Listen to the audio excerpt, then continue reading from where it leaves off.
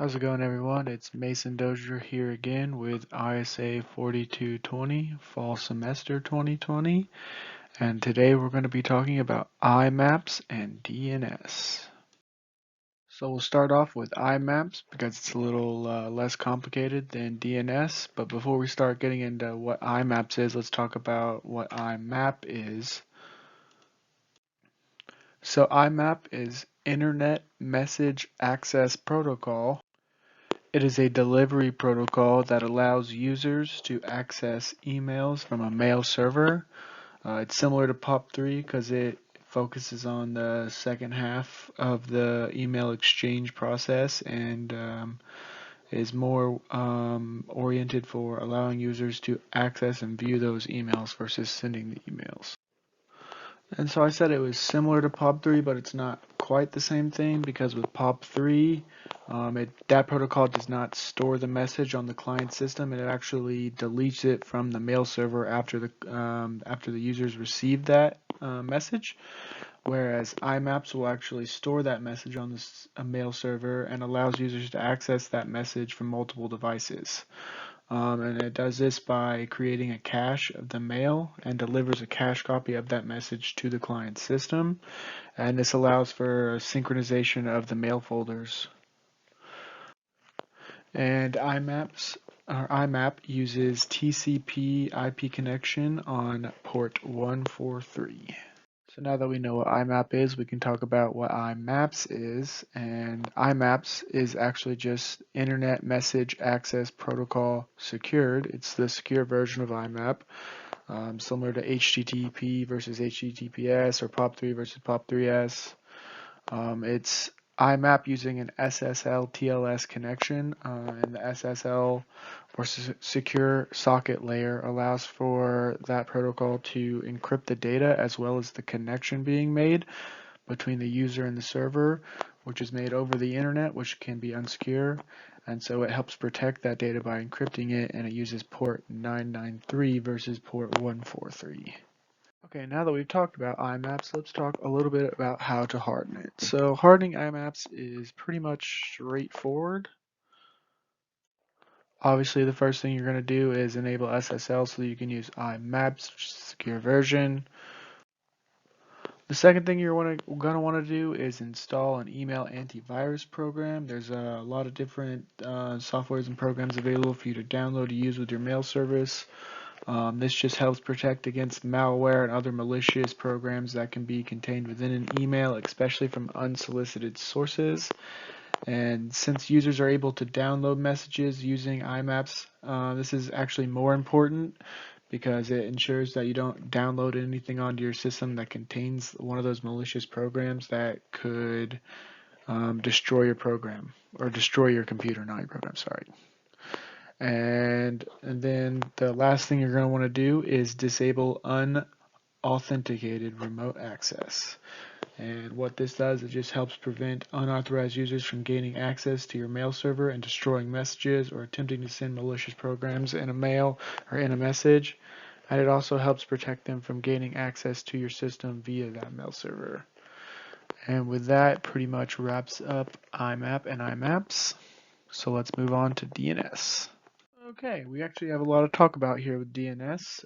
So DNS stands for Domain Name System. It's a network protocol that allows users to retrieve the IP address of web pages using their web browser. It's also considered the phone book of the internet. That's a common term for it. Basically what it does is when a user searches for a website, they use a domain name in their web browser. But the web browser uses Internet Protocol or IP addresses to interact.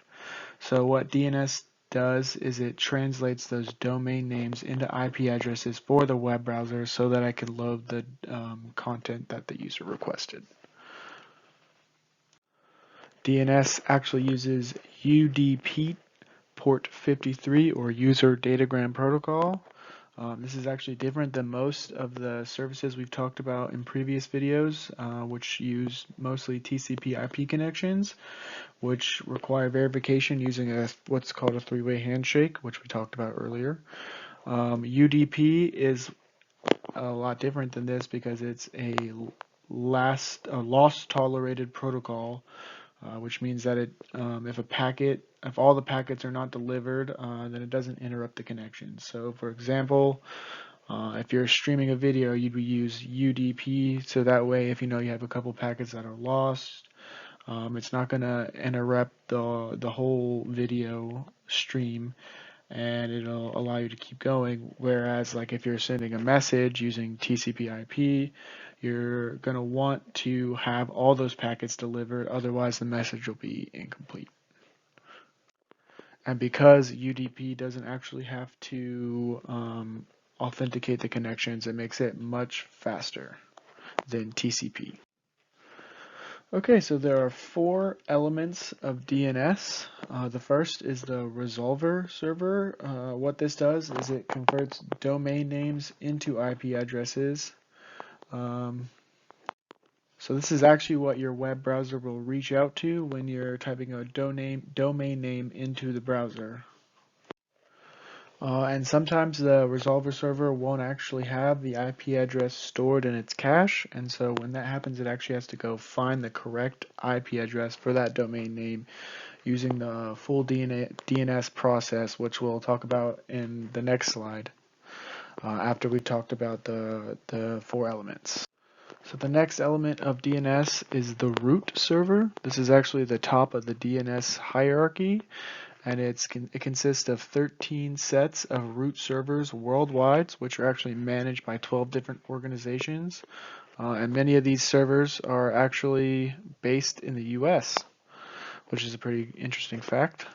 And the information contained within these servers is actually managed by an organization called the Internet Assigned Numbers Authority, which is the global coordination of DNS, root, IP address names, and other Internet Protocol resources.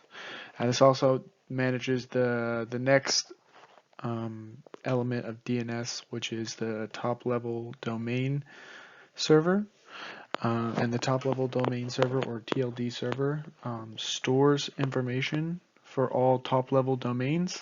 So when you're looking up a website such as like Google, there's actually different domains or different tiers of those domains. So a top level domain would be an example like .com or .org, or a lot of the common used domains that would end the domain name.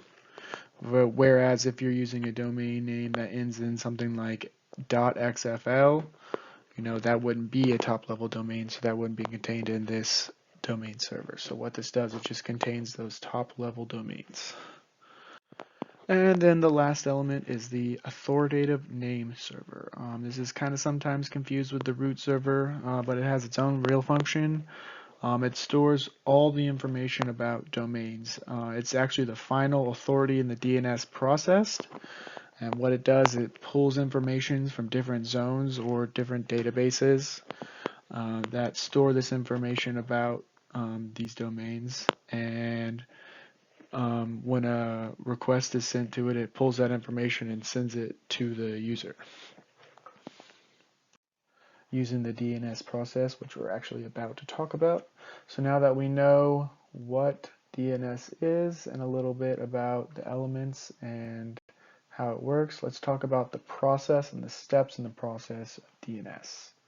So the DNS process is actually pretty interesting. So what happens when a user goes to their web browser and searches for a specific domain like google.com. And so what your web browser will do is it'll actually check its own cache. So it has a cache of previously requested domain names, and it'll look through that cache and see if you've already retrieved that in the past, and it'll have that IP address for that domain name stored in that cache. But if you haven't already done that in the past, then what it'll do is it will send a request to the resolve server. So then the resolve server will check its information and see if it has that requested IP address for that domain in its cache. And if it does, it'll convert that requested domain into an IP address and send it back to the web browser.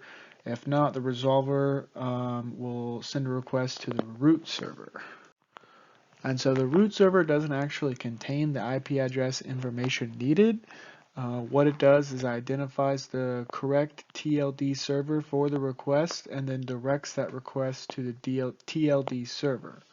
And so once it does that, the TLD server will receive that request. And once again, the TLD server doesn't actually know the correct IP address per se. What it does is it tells the authoritative name server, or ANS, where exactly to look in its database. And so it'll give it certain information about details of the domain name, such as the specific server it's stored in, the domain, and other details about the nature of the request that the user is sending. And then it'll send that information to the authoritative name server, at which point the authoritative name server will actually locate the IP address using the information provided by the TLD server. And previously we talked about how DNS actually uses UDP connections, which make it quicker. But the ANS is actually different a little bit, because if it has to switch zones, or switch between the databases to find the information, it'll actually use a TCP connection in order to secure that connection and find the information it needs. And so once it actually locates the correct IP address, the ANS will send that information back to the resolver, and then the resolver will verify the IP address, and then once it's verified, it sends the IP address back to the client and the web page is loaded. But before it leaves the resolver, the IP is actually stored in the cache of the resolver server for future references, so it doesn't have to go through the whole process again. And then once that web browser actually receives the correct IP address, the web browser also stores that IP address in the cache, so that again, you can avoid going through this whole process and finding that correct IP address a lot easier. And then once that IP address is delivered to the web browser, like I said before, the web page loads. Okay, now that we know what DNS is and how it works, let's talk about how to harden it. But before we get into actual hardening recommendations, I want to talk about two different very common attacks that happen with DNS. The first one is DNS spoofing or DNS poisoning. This will actually happen when an attacker will compromise your cache from a web browser or your DNS server. And so when this happens when you go and try and load a web page, the user actually will be redirected. Oftentimes this will redirect you to a malicious website that can install harmful programs onto your system, and so this can actually be really bad. And then the next common attack is a DDoS on your DNS server, which is also called a DNS flood. And what happens with this is the DNS server is overloaded with traffic from a variety of different sources, which not only disrupts your connection to the DNS server, but it also disrupts the domain itself. So like the domain that you're actually looking up is also having issues because it's overloaded with so much traffic. So now that we know some common attacks, let's talk a little bit about hardening and how to prevent them. The first hardening recommendation would be disable unnecessary protocols. This is a pretty common tip for any system. You got a lot of ports and protocols that are open, and attackers can use these to gain access to your system, especially if they're not being used and you're not really paying attention to them. So it's always a good idea to keep these ports or protocols that you're not using closed and prevent against attackers using them to carry out harmful attacks. Then the next recommendation is going to be to hide the bind version. So when you're using bind, which we are for our Linux servers, you can hide the version, which will actually help prevent attackers from gaining information about the version of that DNS server, which then can be used to penetrate your system. So you definitely want to hide that version and make it as hard as possible for that attacker to get into your system. And then the next hardening recommendation would be to disable DNS. So what DNS recursion is, it's a service that when enabled, it allows recursive queries for other domains. Or, more simply put, it allows third-party hosts to query that name server as they please. And so to help prevent against, this actually allows, attacks such as poisoning and DNS amplification, which is just another form of a DDoS attack. And so when you disable this, it helps prevent against those attacks and keeps your system a little bit less exposed to vulnerability. And then the last recommendation I have would be to implement a timeout and resend feature. What this does is it basically allows users essentially to reset the cache. So if a cache has been poisoned, a user can clear it out and avoid any further disruptions from it. The best way to do this is using a recommended time to live. The time to live is basically just the amount of time that the user's cache will store resources. And so you can configure your system to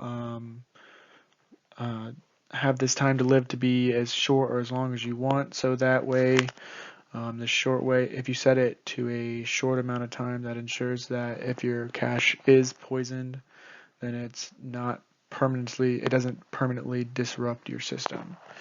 And so there's some recommended time to live links that you can find on websites such as the Internet Assigned Numbers Authority, which we talked about earlier. And then there's some other ones that you can go to. But with that basically wraps up DNS hardening and the presentation itself. So thank you guys for listening, and I hope you enjoyed.